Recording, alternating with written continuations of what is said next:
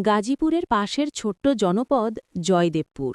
শহর আর গ্রামের মাঝামাঝি এক অদ্ভুত জায়গা। এখানে সন্ধ্যা নামলে এখনও মসজিদের আজানের সঙ্গে দূরের ট্রেনের হুইসেল মিশে যায়। কাঁচা রাস্তার ধুলোর সঙ্গে শহরের ক্লান্তির গন্ধ লেগে থাকে। সেই জায়গাতেই বড় হয়েছে রাশেদ। রাশেদের বাবা আজিজুল হক ছিলেন গার্মেন্টসের কাটিং মাস্টার। মা রহিমা বেগম বাসায় সেলাই করতেন। সংসার কখনো সচ্ছল ছিল না, কিন্তু ভাতের হাঁড়ি খালি থাকেনি। রাশেদ ছিল ৩ ভাইবোনের বড়। ছোট ২ বোন মিতু আর সুমি এখনও স্কুলে পড়ে। সবকিছু ঠিকঠাক চলছিল যতদিন না এক বিকেলে কারখানায় মেশিনের নিচে পড়ে বাবা গুরুতর আহত হলেন। মেরুদণ্ডে আঘাত। ডাক্তার বললেন পুরোপুরি সুস্থ হওয়া কঠিন, ভারী কাজ আর করা যাবে না। সেই দিন থেকে রাশেদের জীবনের সেতু ভেঙে গেল। সে তখন এইচএসসি পরীক্ষার প্রস্তুতি নিচ্ছিল। কলেজের বন্ধুদের সঙ্গে স্বপ্ন ছিল, কেউ ঢাকা বিশ্ববিদ্যালয়ে পড়বে, কেউ বিদেশ যাবে। রাশেদেরও ইচ্ছে ছিল সাংবাদিক হবে, অন্যায় দেখলে লিখবে, মানুষের কথা বলবে। কিন্তু বাবার অসুস্থতার পর ঘরের হিসাব পাল্টে গেল। ওষুধ, থেরাপি, বাড়ি ভাড়া সব মিলিয়ে মাসে যে টাকা দরকার তা জোগাড় করা অসম্ভব হয়ে উঠল। এক রাতে মা চুপচাপ বললেন, বাবা, তুই যদি কয়দিনের জন্য পড়া বন্ধ রাখিস, সংসারটা একটু সামলে উঠি। কথাটা বলার সময় মায়ের চোখে পানি ছিল।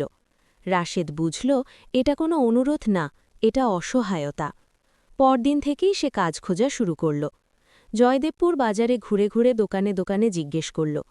কেউ বলল অভিজ্ঞতা লাগে, কেউ বলল এখন লোক লাগবে না।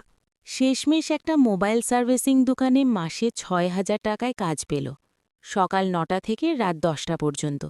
কাজ বলতে মোবাইল খোলা, স্ক্রিন বদলানো, গ্রাহকের রাগ সহ্য করা আর দোকান মালিকের ধমক খাওয়া। প্রথম মাসের বেতন হাতে পেয়ে রাশেদের মনে হল সে যেন বিশাল কিছু অর্জন করেছে। ৬,০০০ টাকা, কাগজের মতো হালকা, কিন্তু তার কাছে পাহাড়ের মতো ভারী। সে টাকাটা মায়ের হাতে দিল। মা টাকা নিয়ে কিছুক্ষণ চুপ করে থাকলেন, তারপর বললেন, তুই তো আমার বাবা হয়ে গেছিস রে। কথাটা শুনে রাশেদের বুকের ভেতর কেমন করে উঠল। সে জানত তার শৈশবটা সেদিন শেষ হয়ে গেছে। বন্ধুরা মাঝে মাঝে ফোন দিত। কেউ বলতো কোচিংয়ে ভর্তি হয়েছে, কেউ বিশ্ববিদ্যালয়ে ভর্তি পরীক্ষার প্রস্তুতি নিচ্ছে। একদিন তার ঘনিষ্ঠ বন্ধু সাব্বির এসে বলল, দোস্ত, তুইও চেষ্টা কর, রাতে পড়বি, দিনে কাজ করবি, ১ বছর কষ্ট কর। রাশেদ হাসল। সে জানে রাতে দোকান থেকে ফিরে তার শরীর এমন ক্লান্ত থাকে যে বই খুলতেই চোখ ঝাপসা হয়ে যায়। তবুও সে চেষ্টা করত। পুরনো নোটগুলো বের করে পড়তে বসত। কিন্তু কয়েক পৃষ্ঠা পড়তেই বাবার কাশির শব্দ, মায়ের দীর্ঘশ্বাস, বোনদের বইয়ের খরচ সব একসঙ্গে মাথায় ভিড় করত। একদিন দোকানে এক গ্রাহক এলেন। মাঝবয়সী একজন মানুষ। তার ফোনে সমস্যা। রাশেদ মন দিয়ে ঠিক করে দিল। লোকটি জিজ্ঞেস করলেন, পড়াশোনা করিস? রাশেদ একটু থেমে বলল, আগে করতাম, এখন কাজ করি। লোকটি বললেন, পড়া ছাড়িস না, কাজের ফাঁকে হলেও চালিয়ে যা। এই কথাগুলো সে আগেও বহুবার শুনেছে, কিন্তু বাস্তবতা এত সহজ না।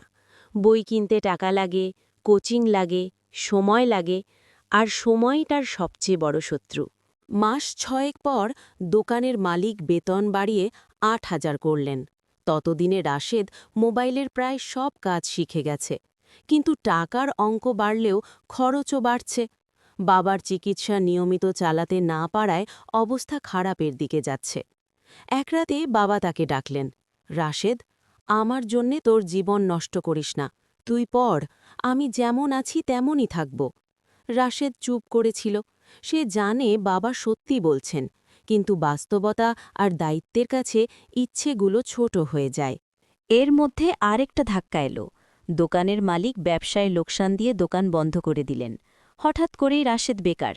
হাতে সামান্য কিছু সঞ্চয়, তাও দ্রুত ফুরিয়ে গেল। সে ঢাকায় যাওয়ার সিদ্ধান্ত নিল। অনেকেই বলে ঢাকায় গেলে কাজের অভাব হয় না। মা প্রথমে রাজি হচ্ছিলেন না, কিন্তু শেষ পর্যন্ত পরিস্থিতির চাপে অনুমতি দিলেন। ঢাকায় এসে সে এক গার্মেন্টসে হেল্পার হিসেবে কাজ পেল। সকাল ৮টা থেকে রাত ৮টা, দাঁড়িয়ে দাঁড়িয়ে কাজ, বেতন ১০,০০০। মেসে 4 জনের সঙ্গে এক রুমে থাকে। ছোট্ট ঘর, গরমে অসহ্য, তবুও মাথা গোজার ঠাঁই। ঢাকার জীবন তাকে দ্রুত বড় করে দিল। এখানে কেউ কারো খবর রাখে না। অসুস্থ হলে কাজ বন্ধ, বেতন কাটা। ছুটি চাইলে মুখ বাঁকা। তবুও সে কাজ করে যায়, প্রতি মাসে ৮,০০০ টাকা বাড়িতে পাঠায়। একদিন মেসে বসে সে খবরের কাগজ পড়ছিল। সেখানে দেখল খোলা বিশ্ববিদ্যালয়ে পড়ার সুযোগ আছে, কাজের পাশাপাশি। তার মনে একটা আলো জ্বলে উঠল। সে হিসাব কষল, ভর্তি ফি, বই, পরীক্ষা ফি সব মিলিয়ে কষ্ট হলেও সম্ভব। পরের মাসে সে ভর্তি ফর্ম জমা দিল। রাতে কাজ শেষে ক্লান্ত শরীর নিয়ে পড়তে বসে। অনেক সময় ঘুমিয়ে পড়ে বইয়ের উপর, তবুও হাল ছাড়ে না। ধীরে ধীরে তার ফল ভালো আসতে শুরু করল। গার্মেন্টসের এক সুপারভাইজার তার পড়াশোনার কথা জেনে বললেন, তুই চাইলে অফিস সেকশনে ট্রাই করতে পারিস, কম্পিউটার শিখে নে। রাশেদ মেসের এক বন্ধুর কাছ থেকে পুরনো ল্যাপটপ ধার নিল। ইউটিউব দেখে দেখে এক্সেল, ওয়ার্ড শিখল। কয়েক মাস পর তাকে অফিস সহকারী হিসেবে বদলি করা হলো। বেতন বেড়ে ১২,০০০। এটা কোনো সিনেমার নাটকীয় সাফল্য না, তবুও তার জন্য এটা বিশাল অর্জন। কারণ এই পথটা ছিল ঘাম, অপমান আর নির্ঘুম রাতের। বাবার শারীরিক অবস্থা খুব একটা ভালো হয়নি, কিন্তু বোনেরা পড়াশোনা চালিয়ে যাচ্ছে। মিতু এবার এসএসসি দেবে, সুমি ৮ম শ্রেণীতে। একদিন বাড়ি গেলে মা বললেন, তুই যদি না থাকতিস আমরা ভেসে যেতাম। রাশেদ জানে সে একা কিছু না। এই দেশের হাজার হাজার রাশেদের গল্প একই রকম। কেউ গার্মেন্টসে, কেউ রিক্সা চালায়, কেউ দোকানে কাজ করে। স্বপ্নগুলো ভাঁজ করে রেখে দেয় দায়িত্বের আলমারিতে। ৩ বছর পর সে ডিগ্রি শেষ করল। বড় কোনো উদযাপন নেই, শুধু মেসের বন্ধুরা ১ প্লেট বিরিয়ানি খাইয়ে দিল। তবুও তার মনে হল ভাঙা সেতুর ওপারে সে সত্যিই একটা আলো দেখতে পাচ্ছে। তার গল্পে বড় কোনো নায়কোচিত মোড় নেই। সে এখনও ধনী না, বিখ্যাত না।